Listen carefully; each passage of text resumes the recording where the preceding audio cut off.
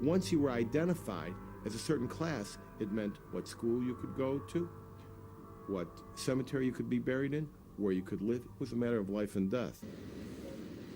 Marriage laws were established in dozens of states around the United States, saying that people could not marry outside of their group.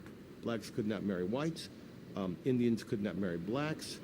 In Virginia, if you married the wrong person, meaning interracial marriage, they would unmarry you. They would invalidate your marriage. 27 states passed eugenics marriage laws, and the eugenicists spread their message using the new medium of cinema.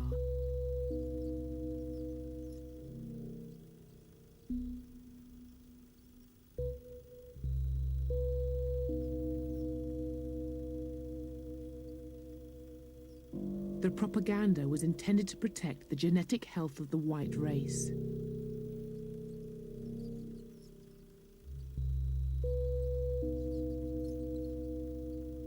This would be achieved by eradicating those deemed unworthy through forced mass sterilization. They went about methodically tracking ancestry and targeting bloodlines for extinction. That's eugenics, the effort to create a white, master, blonde, blue-eyed master race by wiping out other bloodlines until they were left only with themselves and people who resembled themselves.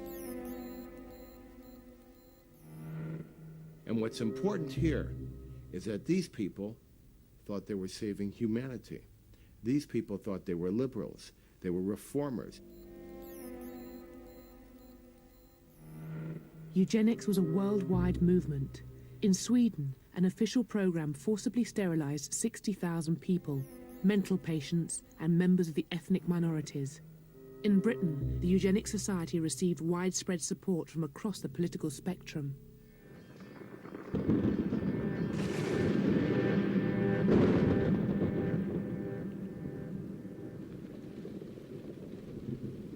But it was in Germany that the radical ideas of the American eugenics movement found its most receptive audience. Anything connected to America would seem to be modern, progressive, scientific, democratic, reasonable, so it must be good. America was the future, the force of the future.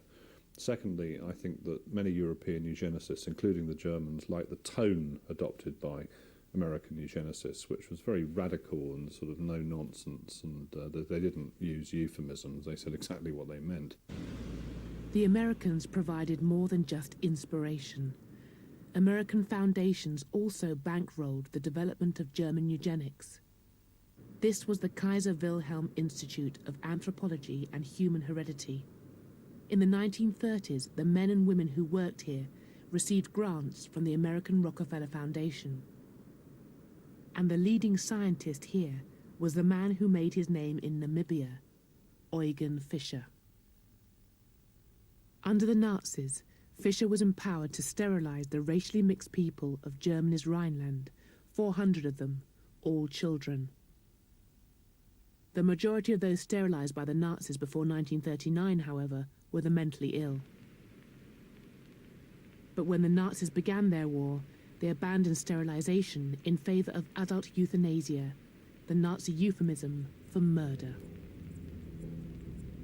The victims of this program were amongst the first people gassed by the Nazis, but the program wasn't restricted to the mentally ill.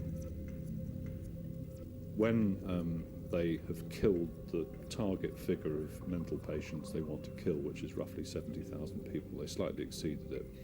So the first thing they do then is to contact the SS, who have large numbers of what they deem to be sick concentration camp prisoners. In other words, people who might have wear glasses or be myopic or have a wooden leg or something. So they want them out of the way. So these people oblige and they take 15 or 20,000 people from the concentration camps and kill them on behalf of the SS. It's a bit like sort of contract work. And then when the SS and other people have decided they're going to go for the big project, which is to kill the Jewish population of Europe, and in particular that of Poland, which is the biggest population they're concerned with, then those people push themselves forward and say, well, hey, we can do this, we've done it, we have a record of doing this, we murder people, and they become the core personnel in all the big extermination camps. These killing centres were the second network of concentration camps and death camps in German history. And the experts in eugenics, or race hygiene as the Germans called it, were involved not just in their day-to-day running, but also in the highest levels of planning.